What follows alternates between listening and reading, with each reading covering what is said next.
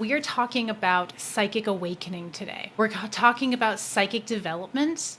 We're talking about understanding our gifts, our psychic gifts more deeply. How you're psychic, how to reclaim your psychic abilities. One of the ways that I'm going to talk about that is I'm going to share my own psychic awakening story. Everybody's psychic awakening story, coming into your gifts, everybody's really unique. Everybody who I work with has a really unique story, a unique way of coming back to your natural gifts. So I'm going to tell you my story today because it's going to be different than yours. But my feeling is you're going to pick pieces out of it that are going to relate to you, and it's going to help you on your journey to your psychic awakening.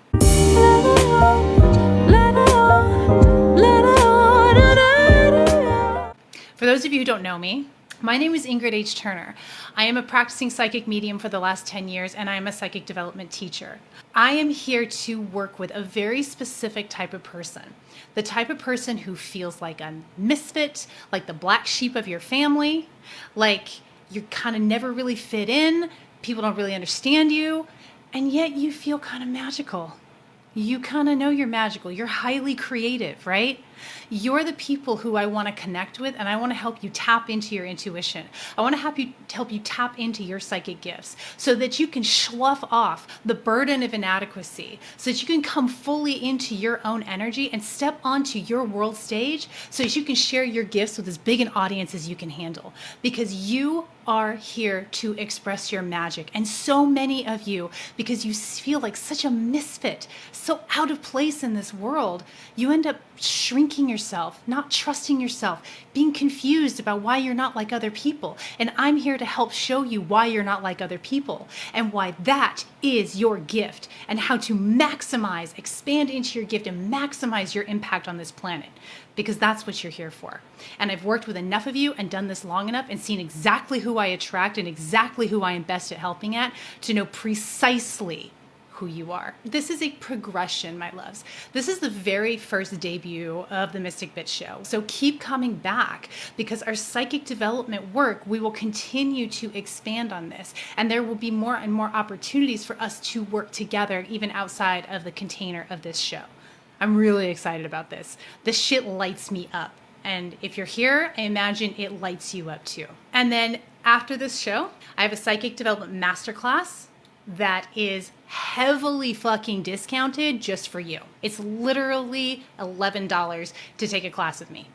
And if you want that today, you're going to have to go get it tonight after the show. Go sign up for it because the price goes up tomorrow. That's my gift to you today. And if you want to support me and support this show, I started a Patreon account, which gains you access to certain membership perks as supporters of the show. So go check out the Patreon page. If that calls to you, if you want to be a support, then go ahead and sign up there. There are lots of ways you can be a support without financially being a support. You can share these lives, you can like these videos, you can subscribe to my podcast, you can do all the amazing things.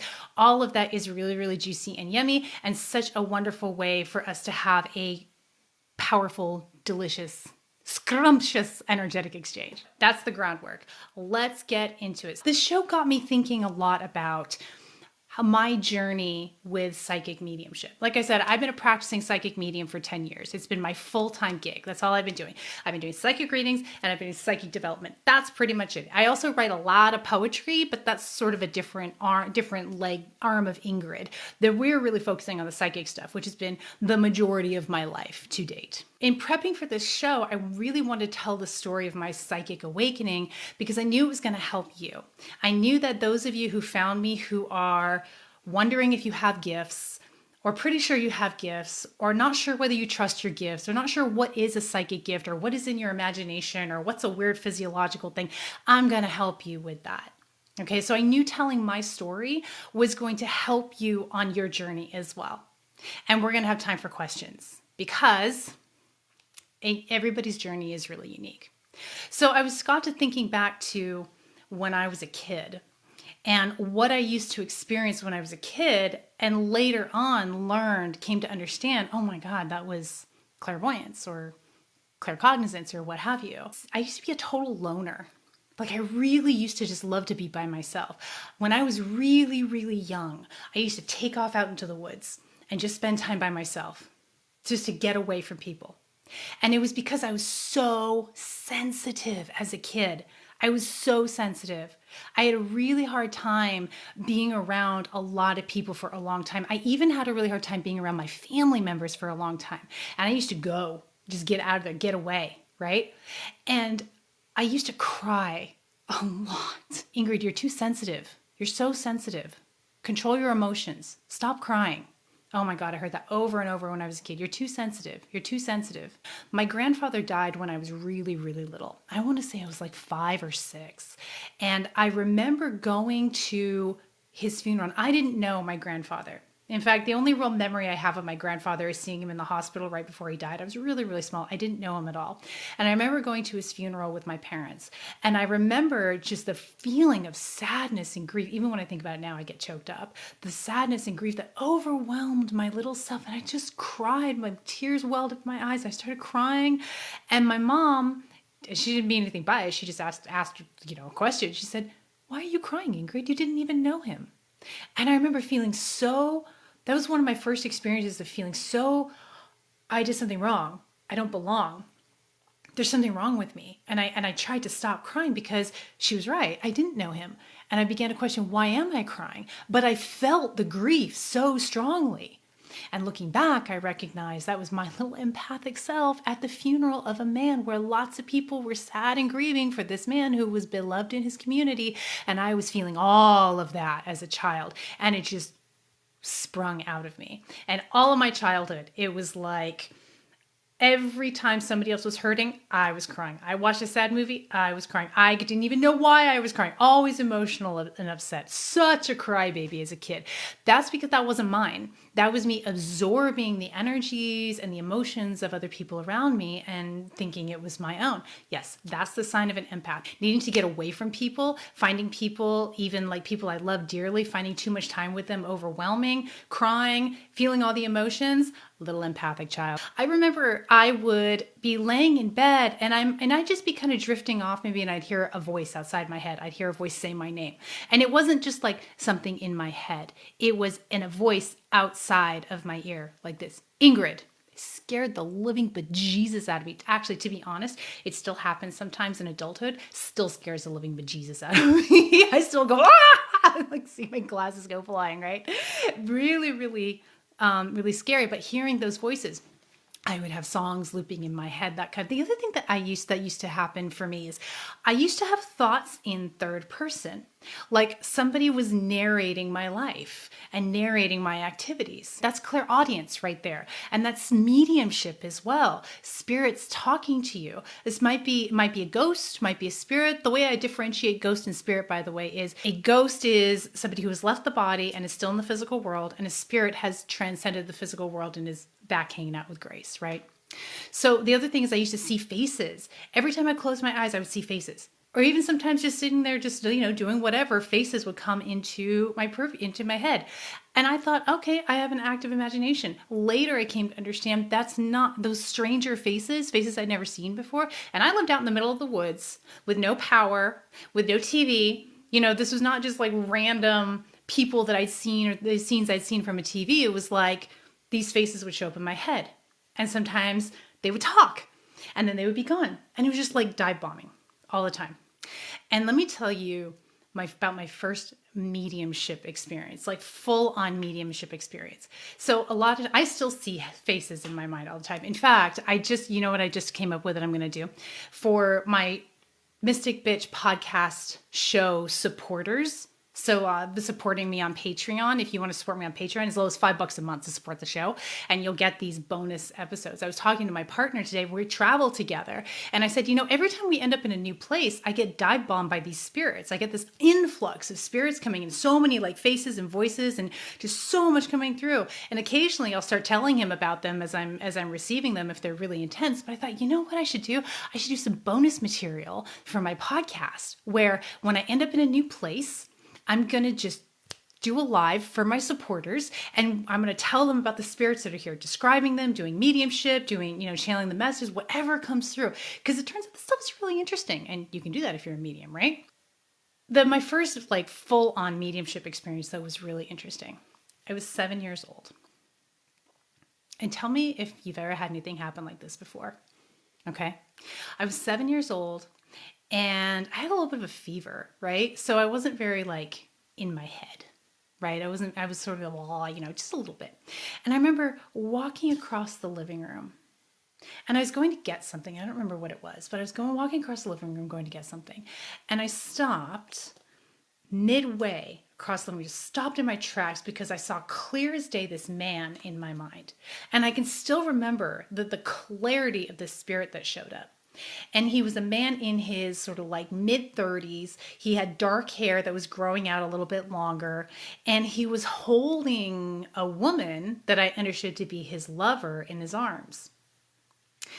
And as he was holding his lover in his arms, he started dictating this story, telling me this story about how scared he was, how he was fading away. He was really, really scared and fading away. And 7-year-old me is just, I was dumbstruck just looking at this in my mind. And then I grabbed a piece of paper and a pen and I wrote a poem. And the poem was from the perspective of this 30-something-year-old man and the terror he felt because he was fading away piece by piece from his lover. And I wrote it, 7 years old, folks, 7 years old. And I wrote, and I went, and I kind of went, okay. And then I went and I found my parents. I was like, hey, Mom, Dad, I wrote a poem. And they were busy, right? They were cleaning out the pantry or something. They had 3 kids. They didn't have any time for me right then and there. And they said, get out of here, kid. They were busy. And I was like, okay. So I left and I tossed the poem on the kitchen table and I forgot all about it. And the next day, my father, who was a very severe Vietnam veteran, militant, not long on compliments or affection kind of dude, he says, Ingrid, that was a really good poem. And I went, whoa. Really? And he came back around later and he said, what made you write it from the perspective of a grown man? Because I didn't think about this at the time, but they're looking at their 7-year-old going, what is this? And all I could say was, I don't know. Because I didn't have language. I didn't have words. I couldn't describe what had happened to me, what I'd experienced. But that, looking back after I had my full psychic awakening in adulthood, now I can look back and go, oh, you little medium child, right? I had no idea what I was doing. To this day, when I channel random spirits, I will often write a poem. Spirit comes through to me in poetry, and I have 2 poetry books that I publish. You can find them on Amazon. But those are some of the things that I experienced that I can recall when I was a child that really led to, like, now I understand as my psychic gifts, and many of these I still experience in adulthood. And here's the thing. This is special, and it's also not special. Here's why. The truth is, everyone is psychic, babe. Everyone. Whether you will explore and expand and hone in and use these gifts in this lifetime, not everybody will. Not everybody is here to explore their psychic gifts. Some people are really here to be just in the world and drudging through and doing what they are doing and having a very sort of flat physical experience. Others, like you and me, we're here for something else. We're different. Isn't it nice to know you're not alone too? How many of you thought that you were freaking weird and there was nobody else like you? Or maybe you were a little crazy and you didn't want to tell people about the voices or the faces? And you tried to control your emotions and make yourself not so sensitive? How many of you tried in futility all your life to change, to be normal, to fit in? You don't have to anymore because you found your people. All the weird ones, we found each other. So I shut my gifts down. I had all of this. I was a really mystical child, and I really worked hard to shut my gifts down. Like, I worked really hard to be normal. I went the typical, like, corporate professional route. I got married. I had a child. I got divorced. I was a single mom. And I worked really, really hard to not be the sensitive, loner, nature-loving, mystical, dreamy child that I was. I went for, I am practical, I am on top of things, I am climbing that corporate ladder, I'm going to be successful in what I'm doing. Why did I do this? Well, the first thing that I think really contributed to it, when I was a child, my father died. It kind of blew my world apart, and it blew me apart. It was a really hard thing to lose my father as a child. And so I ended up with a single mom. She was raising 3 teenagers, and it was just really, it was chaotic. It was hard. She did a great job. Holy cow. When I have 1 teenager, and when I think about my mom raising 3 teenagers on her own in the thick of grief from losing my father, hats off, woman. Holy cow. I'm not sure I'd be able to do it, but she did it. But anyway, it does not, it doesn't really change the fact that it was a really, really hard time. And my family tends to be they put a high priority, high prize on professional work, intellectual pursuits, making good money and having a good job and all of that, and in an effort to fit in, to be accepted and included in my tribe, in my family, I dove hard into that lifestyle. Like I said, I worked in marketing in the media entertainment industry. I was in corporate. I was at a desk. I was in a cubicle. Boom, boom. I was doing all the things. And the result was one miserable Ingrid. I took my discomfort with myself and this tiny little box I had shoved myself in, and I tried to drink away my misery. I tried to drown my feelings of inadequacy, of not enoughness, of not fitting in. I drank it. I drank it away. I drank it away. I drank it away. I drank it. I was this ball of pain and anxiety. Oh my God, anxiety through the roof, right? And boy, you know what my favorite thing to do at that time was? Codependent relationships. Oh my God, after I split with my son's father, it was one toxic situation after another. I was drinking too much. I was miserable. I was anxious. I was in codependent relationships, anything. I was diving into work. I was doing anything to escape the horror that was my inauthentic life. Is that familiar to you? Have you ever done that? Have you ever found yourself just diving in escapism? Have you ever lived a portion of your life with really high anxiety or deep depression or toxic relationships to escape yourself and project all that pain onto another person so you could just keep avoiding the big gaping hole that is begging for spirit? Yeah. That's where I lived. And as a result, my gifts, I suppressed them big time. And I was really, really unhappy, because we are all unhappy until we follow the natural flow of our energy, until we expand fully into our gifts, as weird and wacky as they are. And they're all weird and wacky. And it's fucking great once you get there. So that's what I did. So to come back to my spiritual gifts, first thing that had to happen is I had to sober up. I had to sober up. 2023, I'll have 10 years clean and sober. Hallelujah! It's a really important step. I work with a lot of people who have addiction in their past, or sometimes have some active addiction running. And the reason for that is because addiction is really a wide opening to spirit, to God. And when we don't know how to fill that hole with spirit, we try and fill it with whatever we can get a hold of, whether that's alcohol, drugs, shopping, sex, work, toxic relationships, whatever it is, just trying to fill that hole. But the only thing that can fill that hole is God, is divine consciousness, is spirit. And when you open up to your gifts, you open up to spirit communication. And that is what fills you up and prevents you from ever needing that shit again. Now, for me, I recognize that addictive tendency. And when I start doing things that I know I'm doing instead of drinking, that's exercising that addictive tendency, I know I'm avoiding myself. I know I'm being inauthentic somewhere. For me, it's often scrolling social media incessantly. Escape. When you notice yourself doing that, when you're aware of your addictive tendencies, you know you're avoiding spirit. And spirit is found in our authentic experience in the present moment, in our gifts. So the first thing I had to do was sober up. I kind of really tumbled, and I went and spent a year in AA.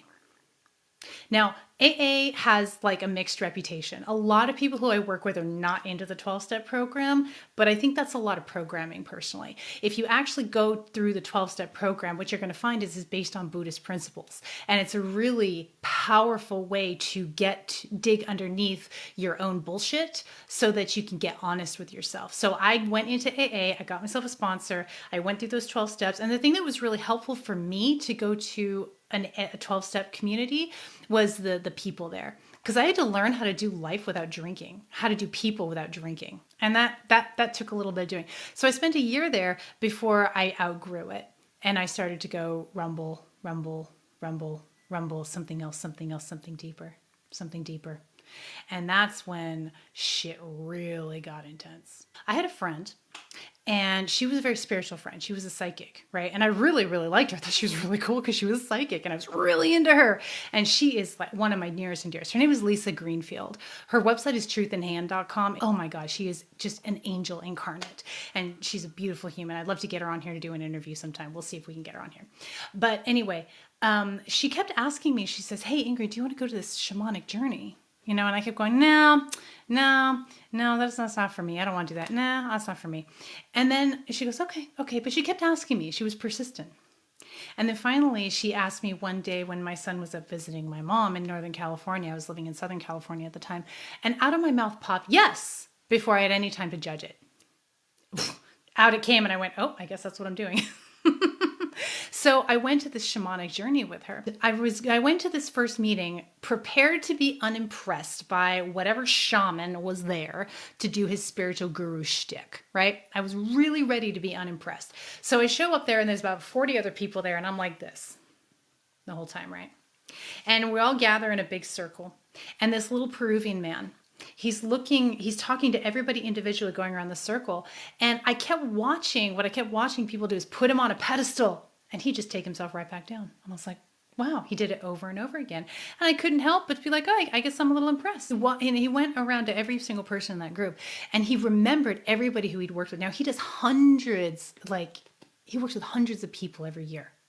And every person he remembered their name, what medicine they'd had before, whether they were on medications, if they had any medical issues. He remembered all of it. And every new person, he would ask them, tell me why you're here, how you doing, are you on any medications, do you have any issues, anything like that. And I was like, wow. I mean, he just remembered it. And then he gets to me. And this is horrifying. He gets to me and he looks at me dead in the eyes. And he goes, why are you so afraid? It's not the journey. What is it? You know what I did? I burst into tears in front of 40 strangers. Just, it all came out. Oh my God, I was so embarrassed. I still am a little embarrassed when I think about it to this day. And he goes, oh, just give you a little bit. I was like, okay. So that was my first shamanic journey experience with this really beautiful human who really was in his gift and in his magic and helping people. And I was really scared to be doing this because I had tangled with alcoholism and I was like, I don't know about this. And I just had this really gentle introduction to this shamanic journeying and plant medicine work. And I was like, okay, that's not so bad. So I don't remember what he gave me, but it wasn't ayahuasca. It wasn't anything like that. It was just this really just a relax. I just felt really relaxed, So I continued along this journey for a couple of more sessions and it wasn't very eventful, but I was like, okay, I'm feeling the pull. I'm feeling the pull to continue to explore this side of spirituality because again, I'd spent a year in AA. It had reignited something in my spiritual self. I just didn't know what it was. I knew there was a rumbling. I knew there was something deeper and I knew I needed to connect with something deeper. And so I just kept following the breadcrumbs. And one day there was this journey, they called them journeys, and it was in Malibu, California. Right? This is this big old mansion. It was very cool. And I remember getting ready to go to this journey. And I remember feeling a commitment inside myself. I remember the commitment said, I'm ready. I'm ready to go all the way. It was a certainty. It was a knowing. I'm ready to go all the way. I just started wearing this mala. If you don't know what a mala is, it's kind of like a Hindu rosary. My parents gave this to me when I was 8 years old. That's how long I've hung on to this thing. It's prayer beads is what it is. And I just started wearing it regularly. It felt like it was really grounding. And I remember I was wearing this mala and I grabbed hold of it. I just stopped as I was getting ready. I grabbed hold of it. I said, hey, Dad, I'd really like to talk to you. And it was the weirdest thing for me to do that because I was not connected to mediumship. I wasn't connected to my gifts.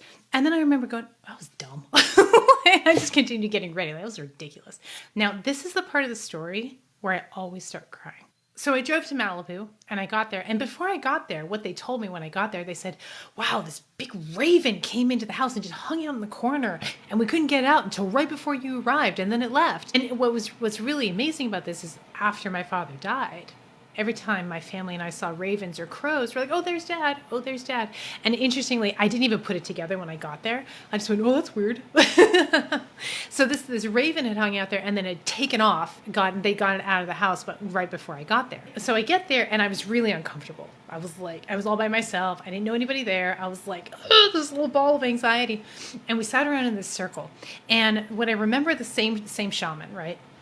Remember who I'd been particularly prepared to be unimpressed by. He's sitting there, and what I remember him talking about before we got started, he said, most people, when they go through the transformation process, they go around in a circle like this, right? And he did this circle around with his finger. He said, some people, they do a flip 180 degrees. Not everybody, only some people do that. And I was just like, okay, great. Where's the medicine, right? And he said, and we're going to start everybody off with cacao.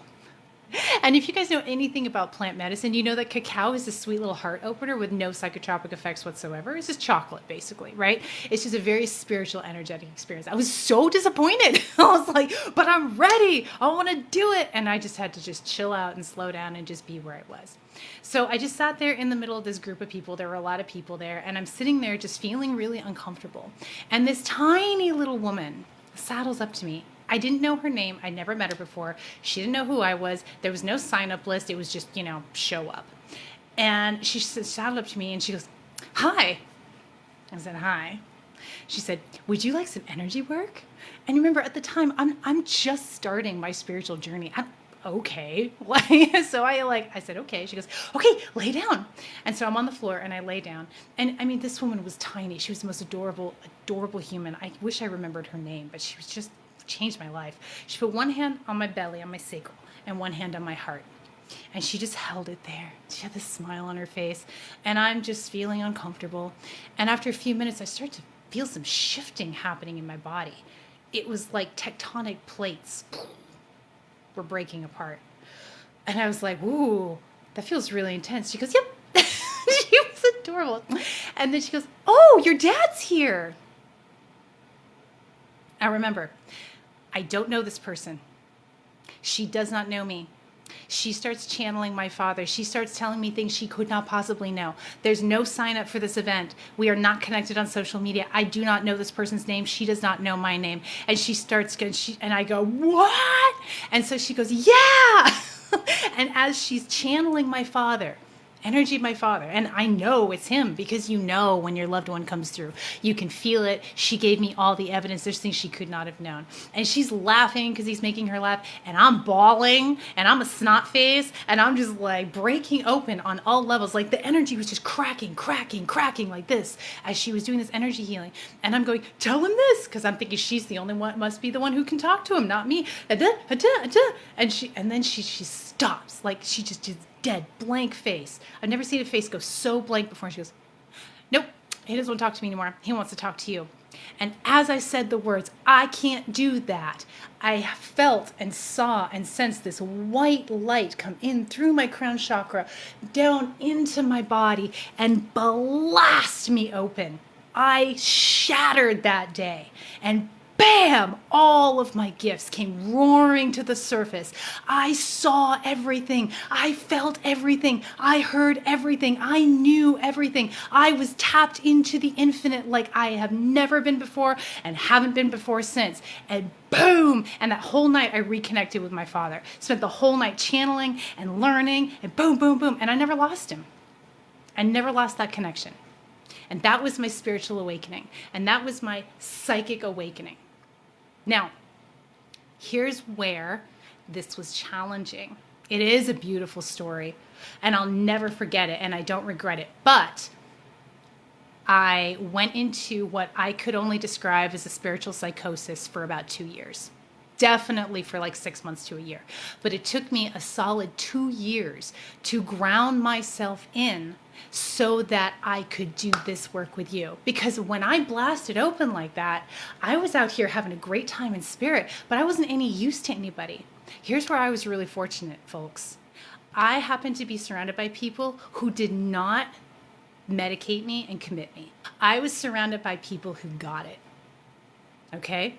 I was surrounded by people who grabbed hold of my ankles as I was drifting away and brought me down to earth. And I had the right people come into my life for 2 years to help me ground in, ground in, ground in, ground in. And so when I work with people, grounding, that is the most important thing, is to ground yourself in. Because if you're tapping into spirit like I was and you're not grounded in, you are no use to anybody. You've got to be able to bring this through and bring it through for people and for yourself in a practical and applicable way.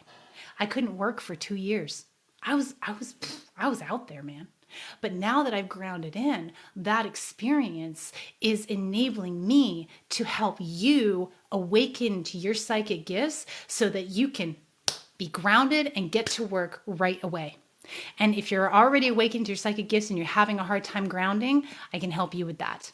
Okay. In fact, I have a grounding meditation on my website. I'm going to add it to the link in my profile.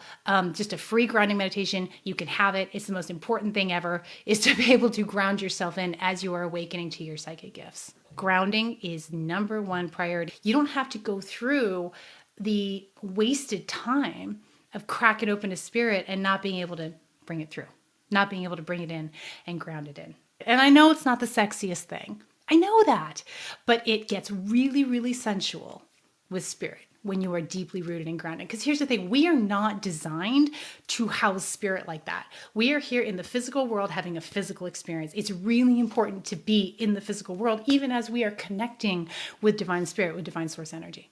So after I had that awakening, everything changed for me. And I remember laying in bed, even before I was able to really ground in, when I was still way out there.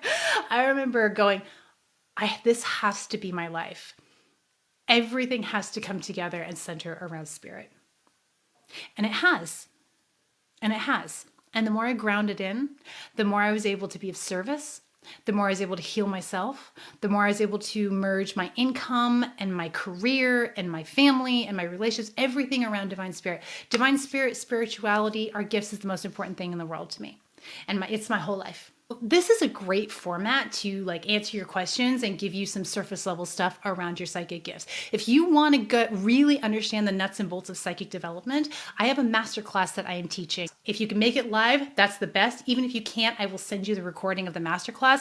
I go through it in a really practical, grounded way so that you really understand the nuts and bolts of psychic mediumship, and give you tools to start applying it and practicing it right away. So after this, sign up for that masterclass. We're going to do that at the end of the month. Let me answer some questions. Crystal, can you tell someone what their gift is? Usually, yes. I'm pretty good at helping people identify their gifts, which is handy because I'll tell you this, Crystal, most people, they don't notice what their own gifts are.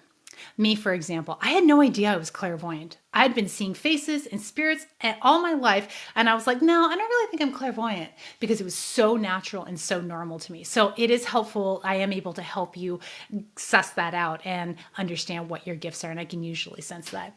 All right, David from California, could I have premonitions in my dreams? Absolutely. That is the gift of prophetic dreams. That's a sign of claircognizance, which is knowing, and then dreaming, of course, if you have those crazy vivid dreams like they're in a movie, that's clairvoyance. And when our psychic gifts show up in our dream state, it's usually because we're using them less or not at all in our waking state. All right. Mary, Wakeman, Ohio. How can I get my vision? I would see movies. Okay. How can you get your vision back? If you're very clairvoyant and you feel like you're not seeing it in your waking life, I want to tell you, you probably are. You probably are, and you're just not registering it. So you want to slow yourself down and pay attention to the images that are popping into your head. Now, every clairvoyant is different. Some clairvoyants see things very symbolically. Some clairvoyants see things very practically, or literally. That's the word I'm looking for. I see it very literally. The other thing that is really going to help you is meditation and focusing on your third eye. Your third eye chakra has to do with clairvoyance. So anything you can do to awaken that third eye chakra, that's about trusting your insight, and meditation and focusing on your third eye and intentionally opening your third eye is going to help you with that. And then start to write down, do like a hit list of things that you see, and then see how it turns out later. See if you can wait and see if you understand what things mean. Okay, Tegan in Australia. What does it mean when I hear voices and I see images as I'm going to sleep? So when we are in our waking life, okay, our mind is going a million miles a minute, most of us, right? Most of us have a really active mind. It's full of worries, it's full of anxieties, it's full of thinking about the future, ruminating on the past. It's just a very human thing. The mind is not a happy making machine, it's a survival machine. So it's going to default to the negative, it's going to default to scanning for problems.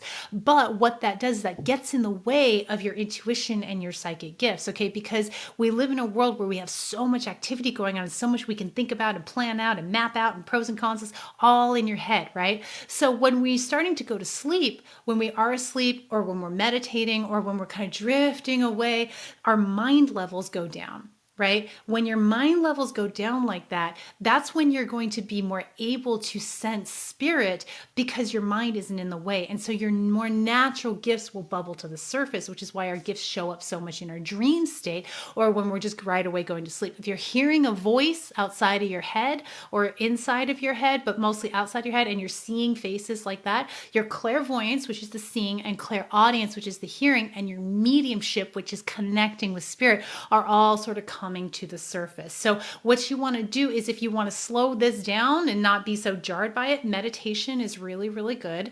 And just paying attention to what's popping into your head in your waking life. Clairaudience, usually when we're sort of awake and in our conscious mind, it might show up as a different sounding thought than your own thought. So a thought from your mind and your brain is going to be I-centered, and it's usually going to be negative and bitchy because that's just the way the mind works, right? But a thought that is clairaudience, is a message from spirit, you're going to find it's kinder, it's more benevolent, it's more it's directive, it's going to give you directives, that kind of thing. You might hear songs looping in your head, that kind of a thing, like a verse of a song or a line of a song. That's a message from spirit. And you start to see things in your mind's eye, whether it's faces or images. And like I said to the last commenter, you can, to Mary from Wakeman, Ohio, you can start to meditate, write things down, write your visions down. Just slow down, start to notice when things pop into your head, because likely you're seeing a lot in your mind, but you're just discounting and going, oh, it's my imagination. And it is your imagination, but it's spirit riding the wave of your imagination. Like clairaudience is spirit riding the wave of your thoughts, is using what you've already got to deliver messages to you. Jennifer from Florida, what is the significance of seeing shapes like a kaleidoscope? I want you to think about or feel into the nature of creation, of the universe. Geometric shapes, sacred geometry is sacred for a reason. The universe, creation, is made up of geometric shapes and all the moving parts and patterns. We can't possibly grok this with our human brain because our consciousness is focused on this ecstatic point in creation. But when you close your eyes and you start to see these moving shapes, these kaleidoscope shapes and colors and geometric shapes, then you are seeing a piece of like the underpinnings, the inner workings, the bones of creation, the energy that is moving creation, what is underneath what we see with our physical senses and our physical eyes. Diana in San Diego, I can walk in a room and pick up on people's energy. Yes, you can. So here's the thing. I love this question because this is really juicy. You, intuitive being, know within the first 2 to 5 seconds whether someone is right for you or not, whether they are a yes or a no for you for not. Now, here's what we do. Our energy, our intuition will pick up a yes or a no about a person, and then what we do is we jump into our mind and we start to overlay that intuitive yes or no with our stories. Energy does not have a value judgment. That person may or may not be a bad person. And I'm not saying that you're judging people like this, but it's very human, Diana and anybody else, it's very human to start to create judgments and stories around people who are a no for us. I want to encourage you to, when you notice yourself doing that, just suspend judgment and let it be okay that that person is simply a no for you. It doesn't mean that they're bad or wrong. It doesn't mean you're bad or wrong. It just means that person is a no, and your intuition is giving you a very clear energetic evaluation of that person or that situation. And then let it go. When the mind comes in and starts to get judgmental or tell a story or decide whether a person or a thing or a situation is right or wrong, that's when we start to lose connection with our intuition. Now, your intuition is never going to be attached. When you're really in your intuition, you're getting things intuitively, you're not attached. It's just very objective. objective. It's just like, okay, it is what it is. It's whatever, right? When you start to feel emotionally attached or judgmental or opinionated about something, you've lost connection with your intuition, or your intuition is really muddled with your own projection. And that's really important to be aware of when you're trying to tap into your intuition. That's a big tell for you. Am I attached to this situation? If you're attached, it's not your intuition. If you're unattached, it's your intuition. Okay, another question. Aviana from Pennsylvania. How can I tell if I'm clairvoyant or something else? In my masterclass, I'm going to take you through an exercise, a meditation that will help you really understand your strongest clairs. All of us have some form of psychic senses. Most of us have one or two areas where we're really strong. It's like the four main clairs are clairvoyance, which is seeing, clairaudience, which is hearing, clairsentience, which is feeling, and claircognizance, which is knowing. And it can be hard to determine what the heck we are because, like I said earlier, it's very easy for us to dismiss our gifts because it's so normal and we think, everybody can do that. But this meditation, what it will do is it'll help you tap into your psychic gifts. So Aviana, if you want to really get into understand where you are most gifted, the best thing to do is come to my Psychic Development Masterclass. Even if you get the recording, if you can't make it live, just get that, and that will take you through the process and you will have a really clear understanding of what your gifts are. Naomi, North Carolina. Why do I dream in someone else's body? I know it's me, but not really me. What this feels like to me is you're tapping into another lifetime. So this is where this is where it gets a little mind bendy here. You've heard about reincarnation, right? We tend to think of reincarnation as a linear process, past, present, future, right? My past lives, my present lives, and I have yet to experience my future lives. But time doesn't really work like that. We in these bodies are experiencing time in a linear way, but it's not the truth of it. It's just our experience of it. The truth is everything is happening at the same time. So every incarnation is happening right now. And on top of that, every permutation of every incarnation is happening right now. Okay. So you and I are here having this experience. I'm talking, you're listening. We're having this version of this experience at the same time in another drop of time. I see them as droplets of time. We're having the same experience, but it's going slightly differently, giving you a slightly different experience, giving me a slightly different experience, and right all through the creation, you can kind of figure like how vast that gets. Naomi, when you're dreaming that you're in somebody else's body, but you know it's you, but it's not you, and you're like, well, how the heck did I get here? It's really pretty easy. You could do this in your waking life too. You can tap into your other lifetimes. It's easy to, in your dream state, to move into another drop of time, if you will, and have the experience of your consciousness focused to that particular point in creation. And when you're awake, you're focused to this particular point in creation. Lindsay, Illinois. What does it mean when strangers always stop and tell you their life story? You're an empath.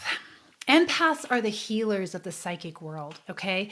Empaths are here to hold mad space and allow the person in front of us to do their transformative flip, to heal by any means necessary. And you do that by holding space and reflecting back people's experience. So that's why you can feel all the damn things, is because you're meant to feel it and reflect it back so that person feels incredibly seen and they can do their own healing work. The mistake that empaths make is they try and heal all the people's things themselves, just like take it on and like try and work through it and fix it. And that doesn't actually help anything. You want to feel everything. It's your diagnostic tool. You know exactly what's going on with somebody. When somebody's coming up and telling you their life story, they're sensing that you have the ability to hold this incredible space for them to do their inner healing work. And when you just listen, actively listen, cultivate that space and reflect back to them their story and their feelings and all of that, that is the most potent form of healing that you can do in this lifetime. That's really beautiful, Lindsay.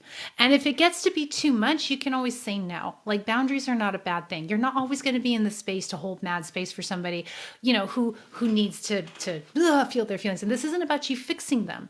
This is about you mirroring them, being a mirror for them. If you are wanting to get in and really understand psychic development, I'm teaching a masterclass. Holy shit, folks, this has been really fun. I hope you've learned a lot today.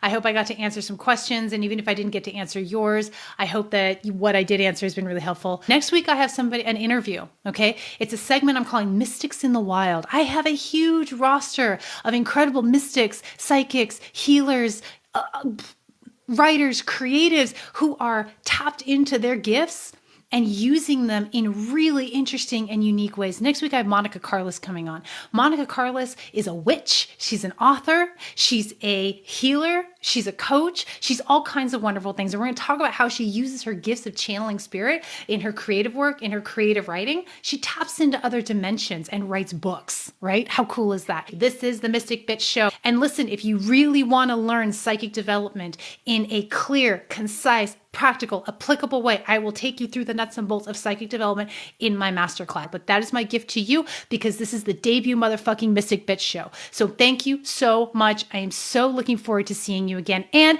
if you want to support me and support this show on an ongoing basis, go to my Patreon as low as $5 a month. Okay, you can throw down and show some support. And if you are a supporter on Patreon on any level, you get those bonus episodes like I talked about earlier, where when I show up at a new place, I'm going to go live and I'm going to talk about the spirits that I got there, all kinds of other cool shit. Okay, this is my favorite thing to do. And it makes me really happy that you are a part of it. Go to my website, ingridhturner.com. Thank you so much. You have a wonderful day. I will see you next week.